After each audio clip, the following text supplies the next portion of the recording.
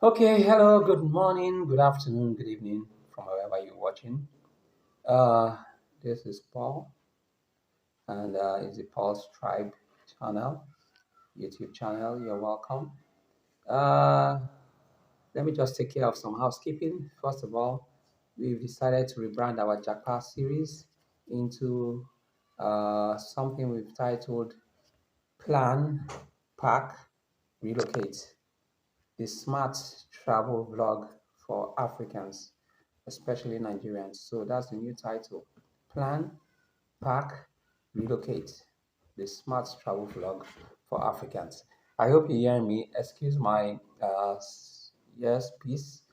Like I said, this is something which I just started based on encouragement from my wife and family that I should share my insights and experience based on my traveling exposure and the varied lengths and years of practical experience of traveling the world as an expert nomadic gentleman.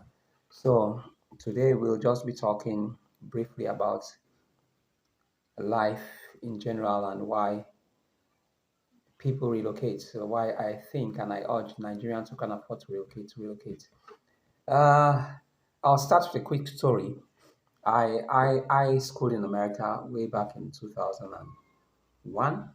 Yes, no, sorry, 1991 when I went to Clark Atlanta University. And basically, my uncle was a distant relative of mine, an uncle of mine was the one who encouraged me to take my SAT and TOEFL. And he said if I pass it, then he'll try and get me admission to his alma mater, which I did very well in my SAT and TOEFL. And apparently, I remember then even getting a visa was simple because once I passed, I got the admission letter from Clark Atlanta University, and I also got the I-20, which is the immigration document I needed to go to the embassy.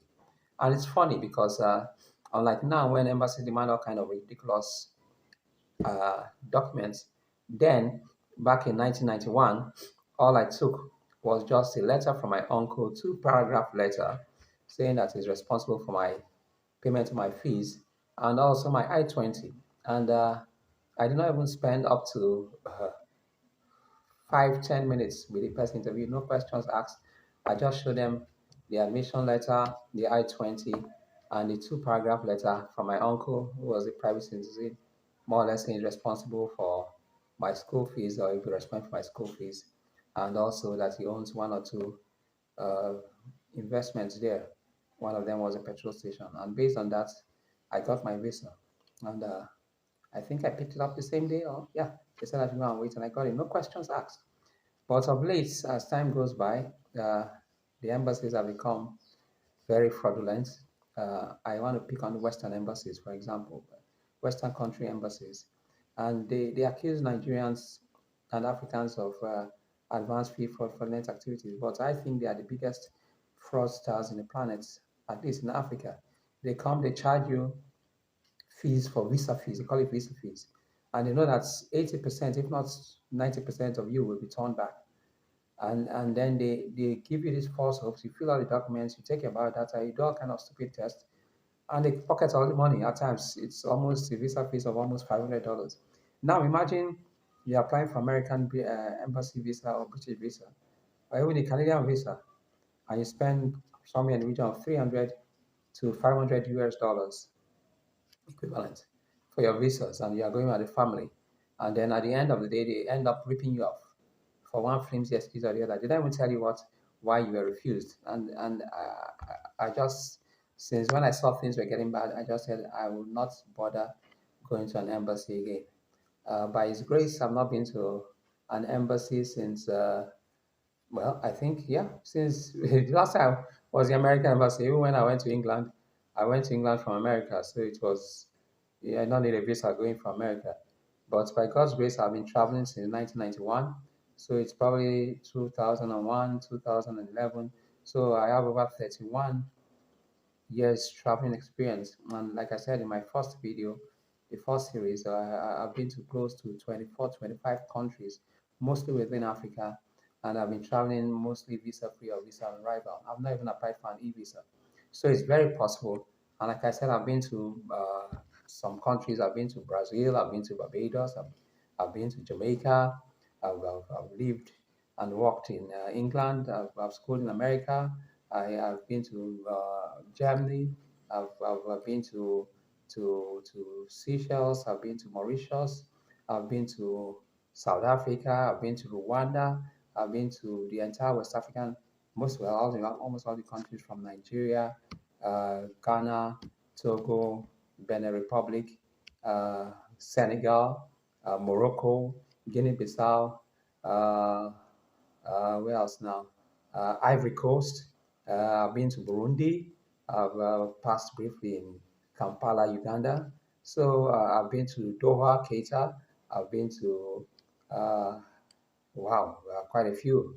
Even in Europe, I can't remember now. But basically, those are the countries I've been to, and I've been able to traverse these countries most times as a visitor, but at times as a transit passenger without any need for visas. So you could actually travel even with a green passport without a visa. But that's just on the side. I strongly believe, and I encourage any Nigerian that can afford to travel or relocate, even if you're in any other part of the African continent.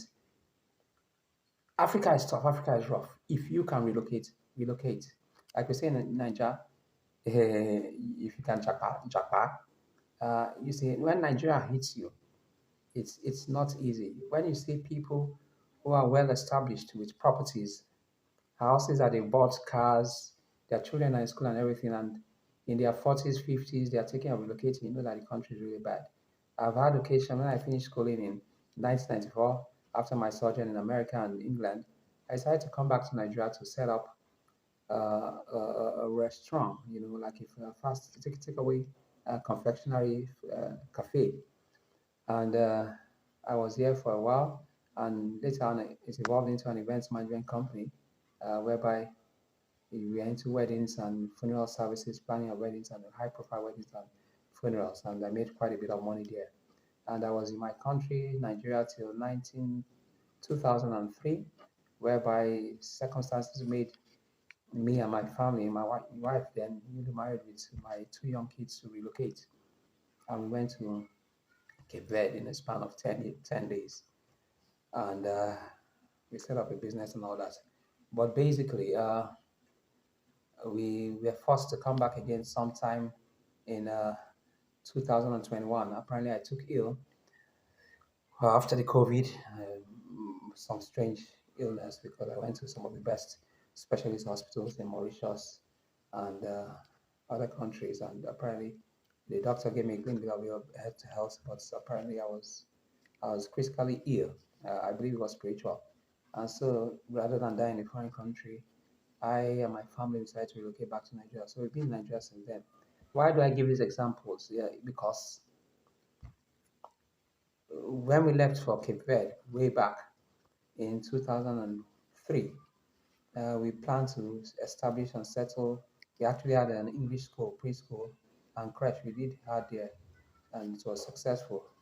Uh, And like I said last time, I took my children later on, sometime in 2000, no, 1999, 2019, yeah, to Mauritius so they can continue with their English education because, like I said, we had a preschool and a crèche, and they needed to go on to primary and primary school to continue their further their education. And while my wife ran our business in Cape Verde, so we split up for a while so the children can continue until COVID happened and everywhere was displaced. Most of my customers in Cape Verde in the school were mostly hotel managers, and many of them relocated back to their country. So business was not as good again as it was. And even in Mauritius, initially we could withdraw with our ATM cards, bank cards, but later the government stopped letting people withdraw foreign exchange. So we are stranded there because I had so much money in Nigeria. I made most of my money from Nigeria, but I could not withdraw. And in order to get people to help you, you lose almost 60% of the money you're trying to send. So if I wanted to send in about 3 million, I would actually prepare to lose about 1 million to 1.2 million. As the no, yeah, at the out of 3 million, I think I was to get like 1.3, 1.4, and I felt that did not make sense. So we left. But that's by the way. But I want to encourage anybody that wants to travel. Travel is not a headache, really. Yes, you need some money, but the mistake many Nigerians are making, which is also is a black problem. I noticed that we Africans, black people, do not like the blacks and the English people from England and America.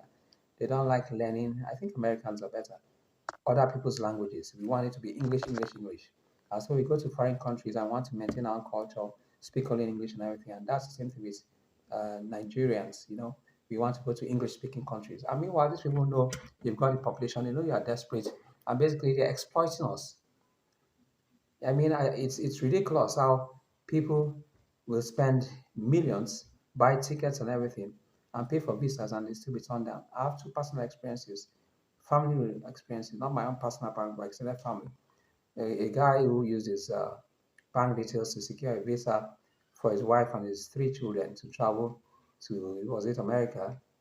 uh, they got them the visas, and then he used the same documents shortly about a week later, and went to apply, and they denied him. It's ridiculous. The same papers that the wife and the children used, his own bank, this and business papers, and it's a scam because they know that eventually, even though he had an expired visa on his passport, 10-year visa, they still denied him, knowing that he would come back so they could still rip him off another 10-year visa fee. So at the end of the day, he got upset, said no, that we just go to England. So the wife and the kids had visas, but they went to England instead. So that day, yeah, did not go to America. It also happened to someone that's one of my siblings, whereby uh, they gave him and his wife, I think that time the baby girl, were all supposed to travel, and then they gave him and his wife visas, and the little baby who was about some age, I don't know, maybe 8 to 10 months old, they denied that. So obviously, if you give husband and wife visas, that was British embassy now. I deny a 10-month-old baby. So who's to take care of the baby down there? It's a big scam because ultimately, know when they give you, you still come back and reapply. So it's a money making venture. And so you see lots of people, they say, oh, come to Canada, we are giving this.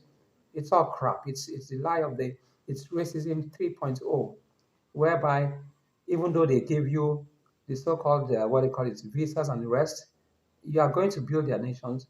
If you go on a student visa, you are paying anywhere from 10 to 15,000 pounds or dollars, either Canadian or American dollars.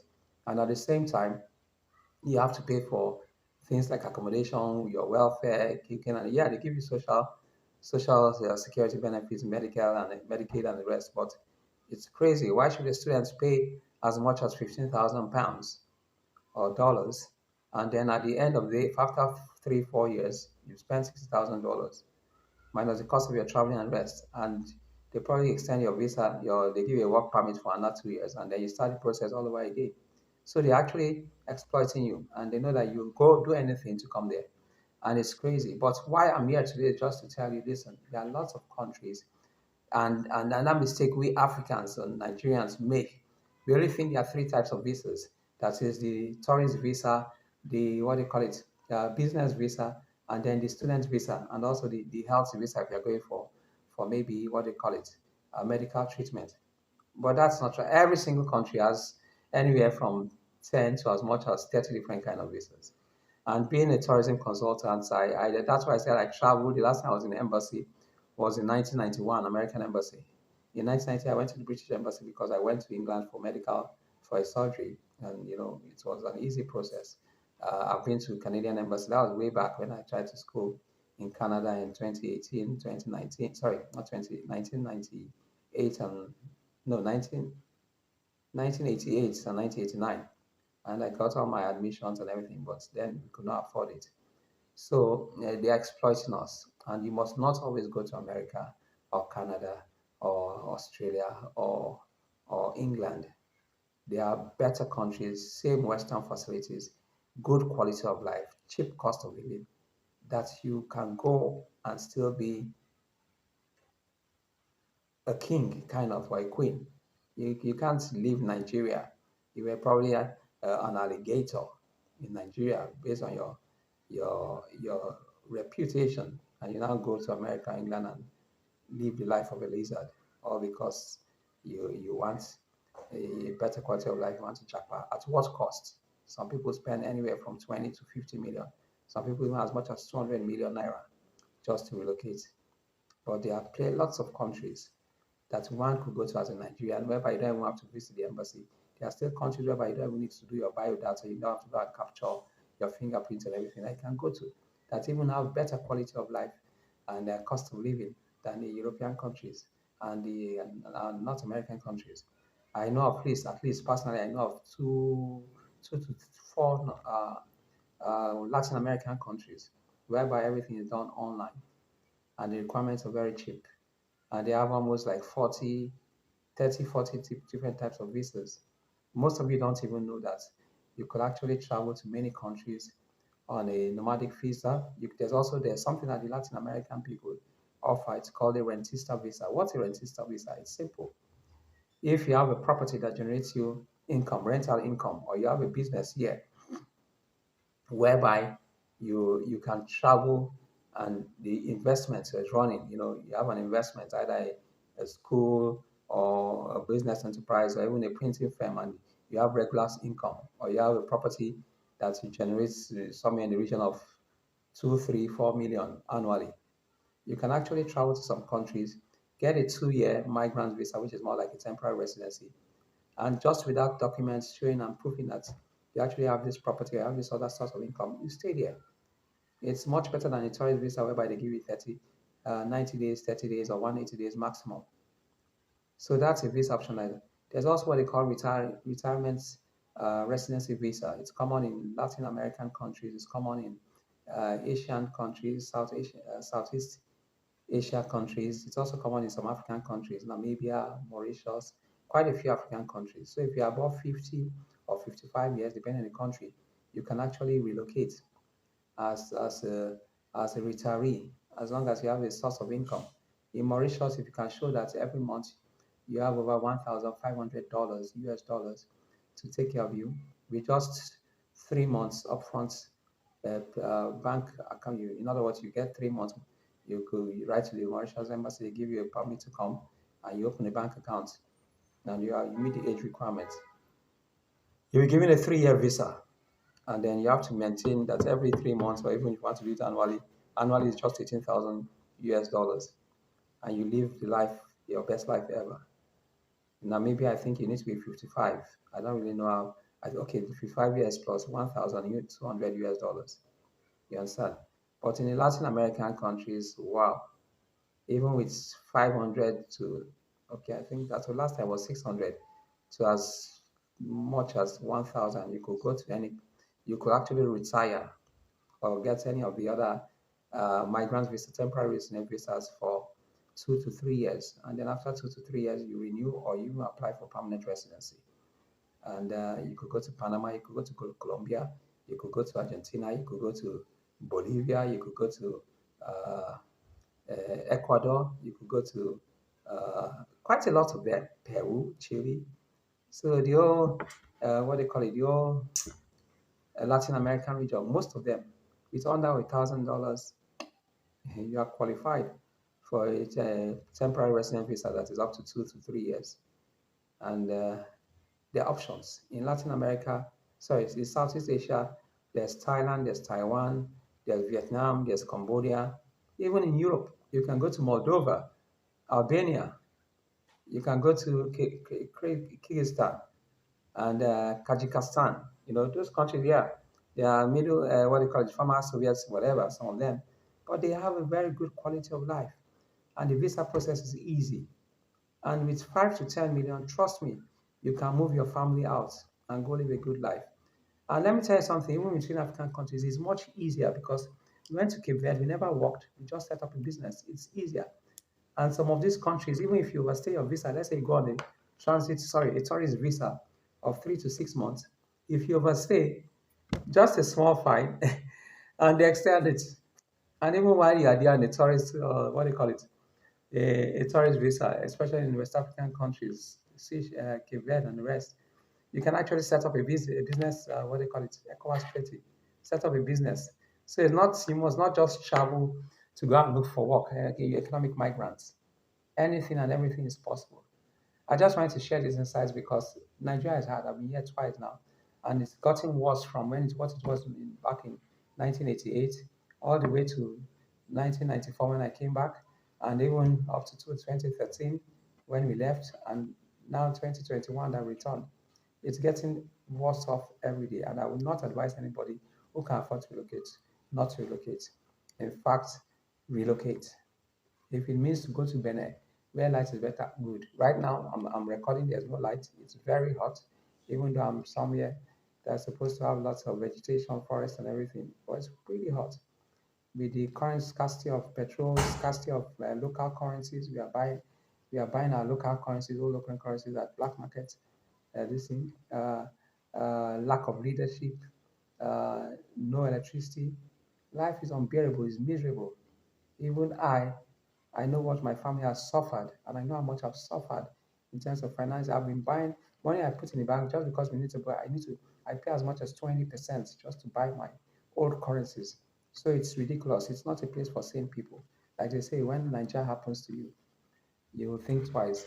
So basically, it's kind of a mouthful. This video is long, but I just want to encourage someone there. If you need personal advice or counseling, I do. You can reach me, consultancy, and we'll help plan your relocation moves. I'll be releasing more of these videos, like I said, once or twice every week. So watch out, subscribe, like the channel, make your comments, and feel free. It's supposed to be a relaxed, interactive, whatever session. You can always reach me. I'm on well, you could reach me. My email address is paulsglobal@gmail.com. So feel free if you want to talk to me personally or whatever. Uh, but do subscribe, share the video, and let's know what your thoughts are. Like I said, anybody can relocate. If you're a single person thinking of relocating, you don't have to spend so much money trying to study for a degree you don't need. With 3 to 5 million naira as a single person, lady or man, you can actually go to at least anywhere from 40 to 60 countries in this world. They are about 220 officially recognized countries as a single, just that small amount of money, 3 million to 5 million naira. That includes your ticket and your visa fees, and also enough money to last you for about 6 months worth of accommodation, feeding, and everything. In some countries, it can stretch for a year. And then if you're a family, you should be looking anywhere from 7 million to 15 million, depending on the country. So that is it. Thank you for listening. Hope to talk to you guys later on. Welcome to my channel if you're new, and we'll have a good time. It's frank, it's simple. I'll be sharing my own experiences of how we survived, and also you say, "Why am I still here?" Don't worry, I'm still here. I have my own plans, but I'm going to somewhere bigger and better. You know, and when I go, I've never gone to any country to go look for jobs. So when I go, I'm going to be established, whether as a retiree. In fact, I'm relocating as a retiree person because by God's grace, I'm going to be 53 pretty soon. So that's what I'm looking at, and I'm looking at at least four options: two in Africa, uh, and one in two in Latin America. Yeah. So just follow me on the journey, follow my family, and we'll have a great time. But if you want to go to Canada, Australia, America, or even England, I wish you luck. It's better than here, but it's bloody expensive and bloody cold. And trust me, there's no need of relocating and still suffering and smiling. Yeah, you have the lights, yes, you have jobs, but if you're a bank manager there now and you go and work as what they call it, a junior clerk somewhere in a grocery store, it's not worth it. But if you have a job already arranged and everything, fine, relocate to those countries. But there are better options. Let me let you into a secret. Every, almost 70% of Nigerians in Cape Verde own their businesses and have built their own houses. They collect loans from the banks, even though they don't even have their residency yet. They're able to collect loans, build houses, and they are thriving there. After the Cape Verdeans, Nigerians are the next most industrious and business entrepreneurs. In Mauritius, many Nigerians there are still illegal. They run cab services and they do lots of things under the radar, not illegal, maybe try exchanging currencies or whatever, or consultancy work, but they are doing well. That's just a free tip for you all. Okay, talk to you next time. Thank you. God bless you. Have a good day. Bye.